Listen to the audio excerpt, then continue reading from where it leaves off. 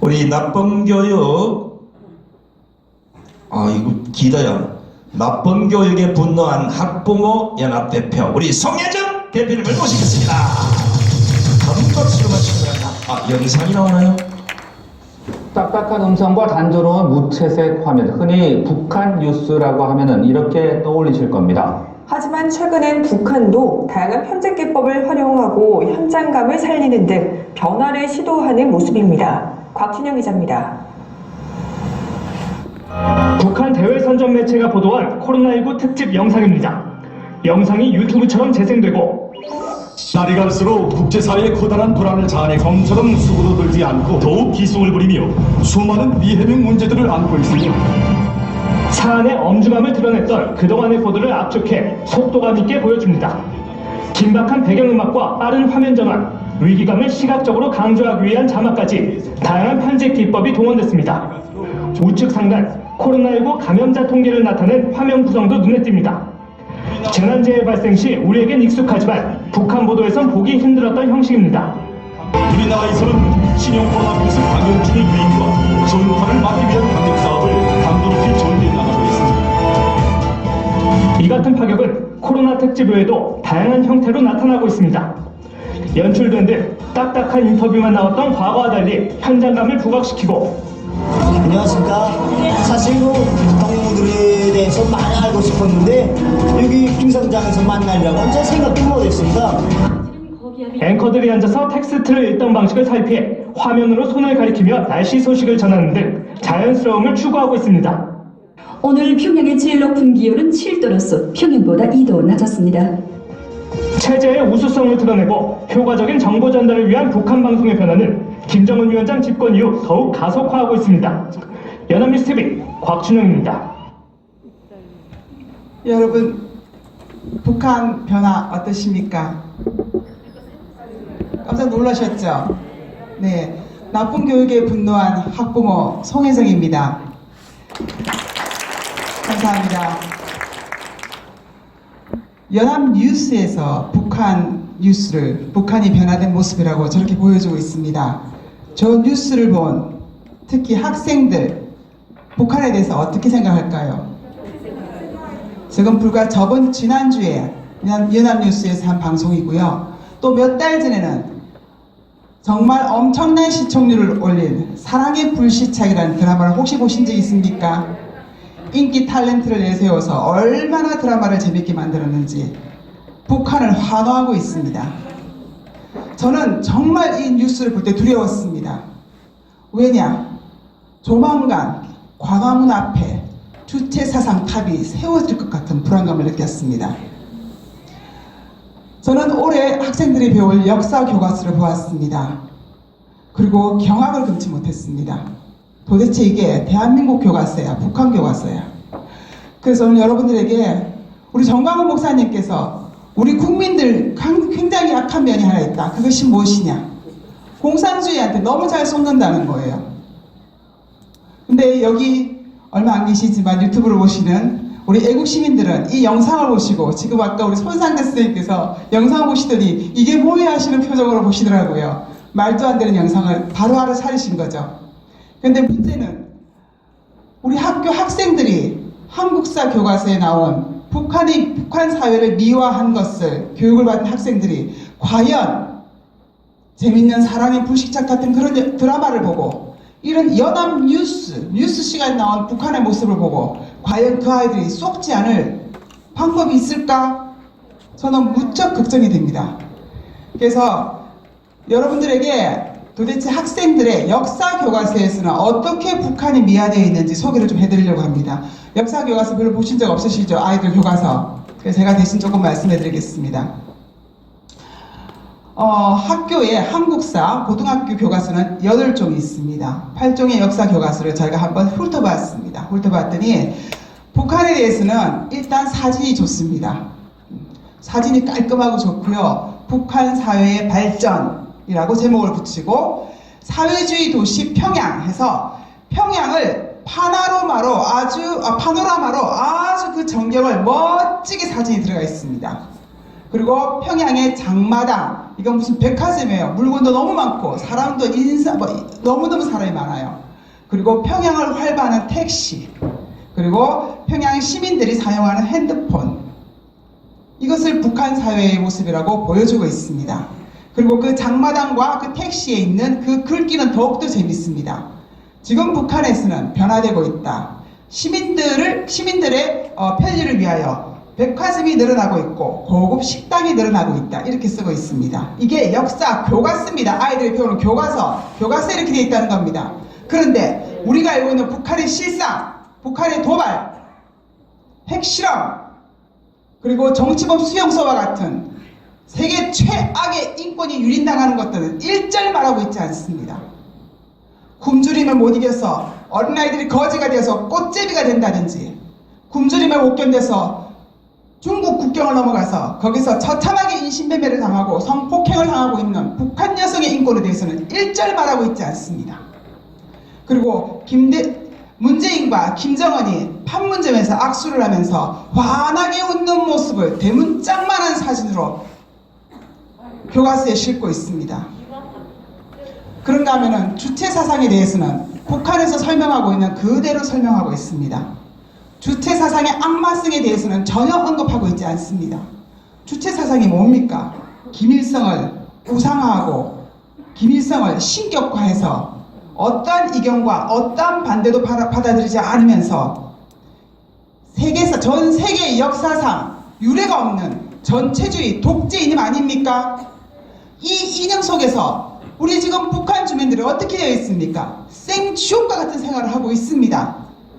그런데 이렇게 북한을 미화하는 이런 교과서로 우리 아이들에게, 우리 학생들에게, 살아난 학생들에게 북한의 이 김일성 주체사상이 결국 사람을 우리의 사회를 생지옥으로 만들어가고 이끌어가고 있다는 것을 어떻게 교육을 할 수 있단 말입니까?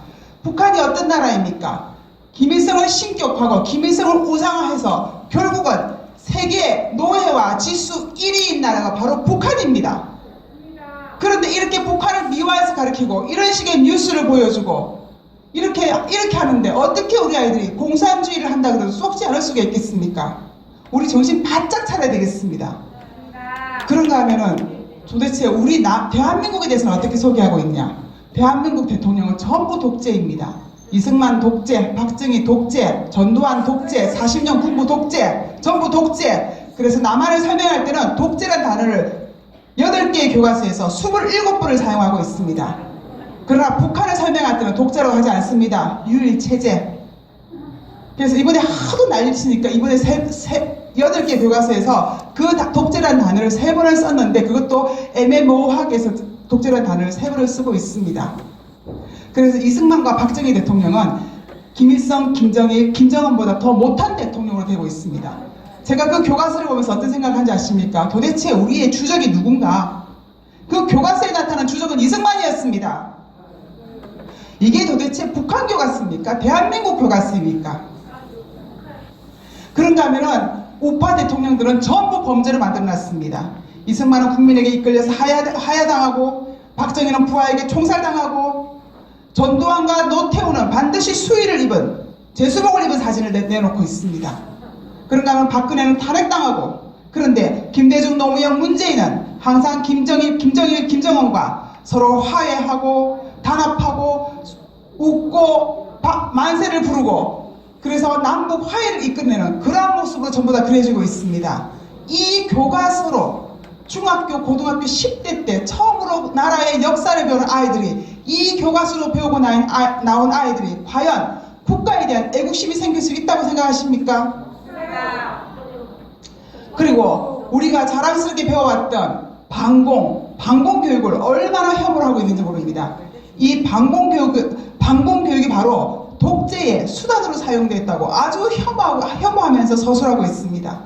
거기다가 우리의 이 눈부신 발전, 6.25 전쟁을 치르면서 최빈국에서 세계 10대 강국을 올라선 이 눈부신 경제 발전에 대해서는 거의 언급하지 않습니다. 조금 언급해도 반드시 따라오는 말이 있습니다. 그러나 정경유착, 재벌, 달동네, 농촌 파괴, 노동자 착취 이런 이런 식으로 부정적인 것으로 뒤에다 깔아서 도대체 이게 경제 발전이 자랑스러운 건지 부끄러운 건지 구별을 못하게 쓰고 있습니다. 세계사에 큰 업적을 남긴 88올림픽, 한강의 기적, 이런 것들 전혀 언급되어 있지 않습니다. 그리고 다른 나라에서까지 수입해 간다는 그 자랑스러운 새마을운동, 이 새마을운동은 거의 조롱거리 되어 있습니다. 한 예를 들어볼까요? 미신을 타파한다면서 미풍양속을 훼손하고 이 따위로 쓰고 있습니다. 그리고 농촌 경제에 별로 도움이 되지 않았다. 그 다음에 몇 줄 쓴 것을 이런 식으로 쓰고 있습니다. 이거를 우리 아이들이 지금 교과서로 배우고 있다는 것입니다. 그런데 그 교과서를 또 정교조 교사가 가르치면 또 어떻게 가르칠까 생각보다 정말 끔찍합니다. 그런데 우리가 지금 이 교과서를 피할 수가 없는 거예요. 우리는 아이들을 학교에 안 보낼 수가 없어요. 이 교과서를 아이들 배워야 돼요. 우리는 정말 원하지 않는 교육이에요. 저는 그래서 이 교육을 우리가 절대 원하지 않고 이 반국가적이고 반헌법적인 교육, 우리 아이들이 절대 배우시면 안 되는 교육을 받을 수밖에 없는 학교 현장에서 일어나고 있기 때문에 저는 이것을 교육 폭행이라고 생각합니다. 교육 폭행 중단하라! 중단하라!